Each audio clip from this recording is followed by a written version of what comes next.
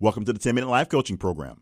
My name is Jay Cleveland Payne. I train people for improved personal and professional development and offer my assistance to those who are ready to develop their goals into tangible, focused, and achievable plans of action. This podcast is just one of the tools I use to complete my overall mission. Now, how it actually works is pretty simple. Based on the title, you get a 10-minute life coaching lesson, a 10-minute lesson that you can take away as soon as you're done with the podcast and implement some pieces of it into your life for personal or professional gain, just like that. And then there are some episodes, sometimes you'll listen and you'll hear something that sounds like something you're already in the process of doing, something you're trying to work out that may or may not be working towards your advantage at the moment. What it is giving you sound advice that is reinforcing the fact that that plan of action is a good plan, is a solid plan, just may need a little extra time and seasoning and maybe a bit of extra help to make it work out. If you need more help on those lines, you can check out our website, 10-Minute Life Coach, for one-on-one coaching and other coaching type events to help you get back on track. I have said over and over again about the power of the word why. 3 letters in the word. The word is essentially asked as a question or given as a question to inquire on things. Now, the biggest thing about why is it can be 3 different things. A why can be extremely powerful, a why can be extremely destructive, and a why can be completely telling of the motives behind the person asking the question, why? How does this work out? One of the tenets I preach to anyone out there, no matter how young or how old, how veteran or how rookie they are, the power of asking why is enormous. You should always question why things are being done, why things are what they are, why things are not what they are. There's no problem in asking why. And if someone cannot give you an answer, that means they haven't thought well of it, and maybe the reasons why or why not are something that's been so ingrained in people, they can't tell you the real reason. Even if the answer is, that's just the way we always do it. That's an answer, as opposed to, I don't really know, I don't seem to care to know.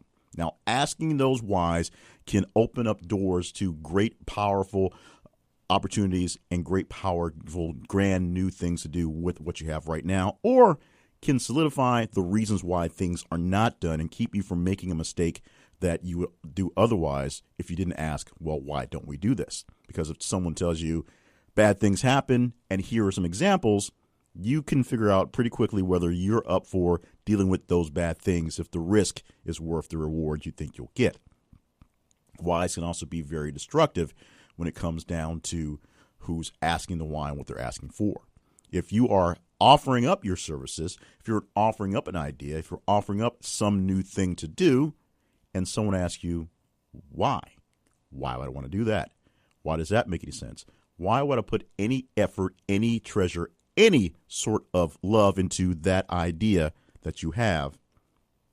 Those whys quickly destroy the upstarts, quickly tear down the ne'er-do-wells who want to do better, quickly tell someone that their idea, their thoughts, their plans, and to them, themselves, do not matter. The why to the wrong person in the wrong state of mind at the wrong time can do so much damage to a person's psyche and so much damage to just a plan of action overall itself when you question the wrong person in a sense to why or why not in whatever they're doing or want to do. Maybe it's a good idea, maybe it's not a good idea, but the problem comes when you question the person, not the action, not the plan, not the desire or desirable result from the action or plan, but when the person believes they are being questioned and their worth is being questioned as opposed to maybe what they're saying is something that's been done before that won't work or hasn't worked in the past, or maybe what they're saying just something that doesn't make any sense to the person there, and that's the problem. They can't comprehend the newness, so they discount the person so they don't have to deal with it. And that, when you flip it over, is why, the questioning of why, who's asking the question, is so telling to a person on the motives of that person questioning the whys. A curious person asking why wants information, so they keep asking why. Children ask why over and over and over again until it becomes annoying Then they keep asking. One, they're getting satisfaction from getting a bit of a rise out of you. That's honest. But they really want to know. They really want all the details. They really want everything they can get about the information. And they don't know how to hold on and comprehend everything that's there. So they think they keep asking and keep asking and keep getting bits and pieces. It'll magically come to play, and they'll understand it. Maybe the whys is a little too advanced for them, but they're so curious, they'll keep pushing. That's a good thing about children. They don't know when to stop, even though sometimes it's bad when they don't know when to stop. A person who knows little but to give destructive whys, little but to beat down people and berate them by questioning their motives, their actions, their own self-worth, gives a big tell as well. It offers up insight to the psyche of the person who is either very insecure themselves or so secure themselves that they feel the need to beat everyone else down in the process. Just because a person is trying to tear down someone else's idea doesn't mean they're so much scared of the idea. They may think it's a great idea, but they want to take it for themselves, and they can't do that if someone else is out there questioning the whys and bringing up the issues, because then they have to share that idea with the person. But in most cases, it's not so much somebody trying to beat someone down so they can steal their idea. It's literally someone who's afraid of the idea, maybe afraid of the person, afraid of the change, afraid of what might happen if what they have going on is found out to be not as effective or a total complete lie. Destructive whys are great for tearing down your enemies and losing lots of friends. But the process of handing out destructive whys also gives a great tell to the insights of a person. You can see where they're coming from. You can see what they have fears of. You can see where their confidence lies in the things they don't tear down, because they're looking at things to build up things they know will actually fall over and be destroyed, as opposed to build something up that may be a grand thing on the opposite end of its life, but may actually put the end to their glory and their empire. No one's going to put their empire up to raise someone else's empire if they don't have to. That is the telling part of the why. So it comes down to asking why. There is no problem with asking the question. I say that over and over again. You just need to know the motivations behind who is asking the whys, or essentially, why are you asking the whys? A great example of this came from a commencement speech I heard a few months ago about asking why. It was meant as a metaphor for a larger conversation, but it came down to being careful not to build walls where walls do not exist, or to tear down walls that already exist without first asking why. Why is there no wall there? Or why was a wall put there in the first place? Because you may find there's a great reason for no wall being where you want to all of a sudden have a wall, or there's a really good reason why that wall is up to protect you from whatever's on the other side.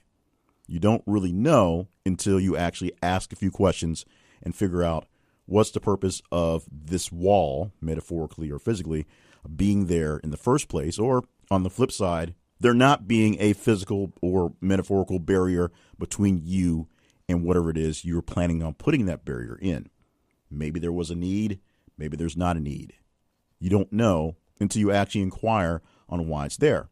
And then, of course, if there is a need that was not there before, or there is not a need when there once was, you can tear down the wall or build a new wall, whatever you need to do. But without asking the question why, you're essentially wasting time and energy on something that may not need to be dealt with because you feel a need to deal with something. So why are you asking your whys? Are you truly inquiring on things? You want to build things up? Are you truly trying to destroy things and try to tear things down? And remember, you asking your why is opening yourself up to an insight into your heart, your soul, your mind, your way of thinking. You are giving the ultimate tell in the whys you ask. So, if you're trying to hide something, be a little leery of the whys you actually ask. And that is this week's edition of the 10-Minute Life Coach. Thank you so much for being a part of the podcast. We appreciate every single one of you doing all you do to help keep this whole program alive, whether it's just sharing it with friends and family and people who you think will get a kick out of this, or essentially being in the family, making sure you don't miss out on episodes of the podcast. We appreciate all that you do. And we're asking a little more of you as we in a phase where we need to start doing some more promoting, some more love on the actual podcast, more love on the actual production to make things work out. We're not asking for a lot. We are just asking for just a bit of just extra hands of support. The biggest thing we're looking for is feedback. So we want you to talk to us about how things are going. The best way to do that is to go to any episode of the 10-Minute Life Coach and reply to that episode specifically to tell us how things are going. Go to 10minutelifecoach.com. Click on the episode that you just heard, or if you're going there to listen to the episodes anyway, in the comments, comment right there on what you loved and didn't love about the episodes, or what you love and didn't love about our current tracking, the way we're doing things right now. That's a great place to do it.